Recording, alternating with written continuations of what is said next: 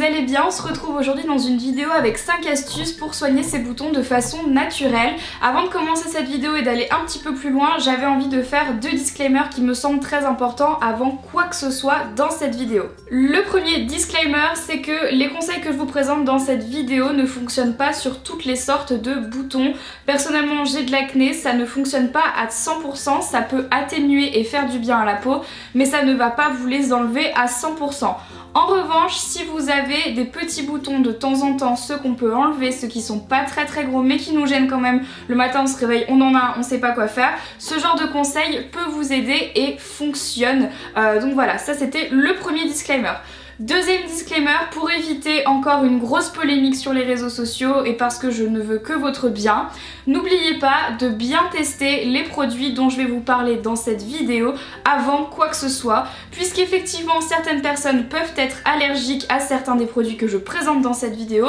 Vérifiez tout d'abord de ne pas y être allergique et de les tester sur une petite partie de votre peau, de votre main ou ici dans le cou pour être sûr que vous ne faites pas d'allergie. Et si vous avez quoi que ce soit comme doute, demandez à vos parents, demandez à un adulte à côté de vous l'autorisation premièrement d'effectuer ces conseils et deuxièmement quelques avis qu'ils peuvent avoir sur ces conseils là. S'ils vous recommandent de ne pas le faire parce qu'ils pensent que vous êtes allergique ou je ne sais quoi, voilà, demandez-leur quand même leur avis avant pour être sûr de ne pas faire d'allergie et de ne pas risquer quoi que ce soit.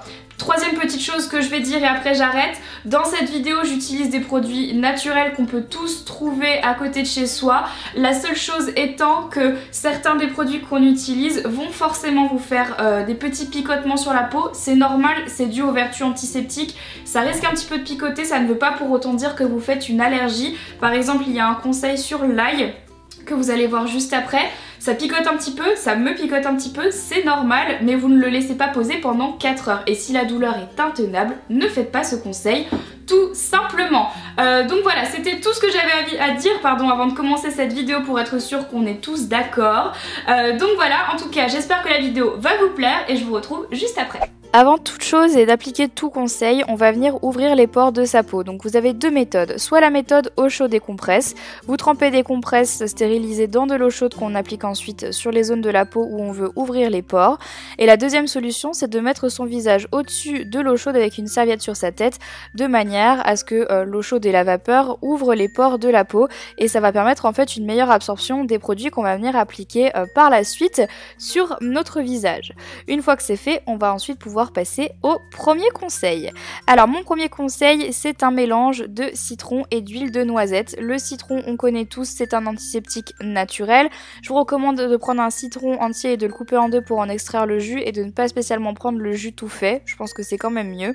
Et ensuite, on va venir utiliser de l'huile de noisette ou de l'huile de noix, puisqu'en fait, c'est une huile apaisante pour la peau et qui va venir contrecarrer l'effet un petit peu trop acide du citron. Le but, c'est de mettre le jus de citron à l'intérieur de l'huile de noisette. On va ensuite mélanger avec un petit coton-tige et on va appliquer tout ça sur nos boutons. Donc le but, c'est de tamponner sur les zones justement qu'on veut traiter et de ne pas en mettre partout sur le visage. Ça va piquer un petit peu, c'est normal, ça va agir et l'huile de noisette va permettre justement de ne pas trop piquer. Deuxième solution, les glaçons. Vous ne le saviez peut-être pas, mais la glace et le froid calment les inflammations des boutons. Donc c'est très facile, vous avez besoin de glaçons, mais surtout le plus important, c'est de venir le mettre dans un mouchoir ou dans un torchon de manière à ce que ça ne vous brûle pas la peau, puisque certaines personnes peuvent être très sensibles au froid des glaçons. Et tout simplement, on va venir tamponner 3 à 4 fois par jour sur son visage et sur les zones qui nous embêtent et l'inflammation des boutons va se calmer. Troisième solution, l'huile de tea tree. Donc en fait c'est une huile essentielle qu'on peut trouver dans les pharmacies. On va venir utiliser ça localement en fait avec un petit coton-tige. Donc c'est très important l'huile essentielle de l'utiliser avec modération parce que ça peut être très fort. Donc faites attention quand vous l'utilisez et pareil on en met uniquement sur les boutons, pas sur tout le visage, d'accord? Parce que sinon ça peut vraiment pas vous faire du bien. Ensuite, une autre petite astuce, ce sont les tomates. Alors, les tomates, vous ne le savez peut-être pas, mais elles permettent de régénérer la peau un petit peu plus vite qu'elles ne le feraient toutes seules. Donc en fait, c'est très facile, hein. Y a 2 solutions. Soit on prend une tomate, on la coupe en tranches et on va venir faire comme un cataplasme en fait, c'est-à-dire qu'on va se faire un masque, on s'allonge sur son lit et on pose les tranches de tomates environ 5 minutes sur son visage de manière à bien faire pénétrer. En fait, ce qui va vraiment vous vous aider, c'est le jus de la tomate, hein, les pépins, etc. C'est vraiment là-dedans où se trouvent tous les bienfaits. Ou alors comme moi, vous pouvez tout simplement prendre des morceaux de tomates et venir les frotter sur votre visage. Ça peut paraître assez bizarre, mais le but c'est de faire ça et ensuite de laisser son visage un petit peu reposer avec. Et le dernier conseil, c'est la gousse d'ail. Moi, c'est celui qui marche le mieux sur moi. Donc pour ça, vous avez besoin d'une petite gousse d'ail.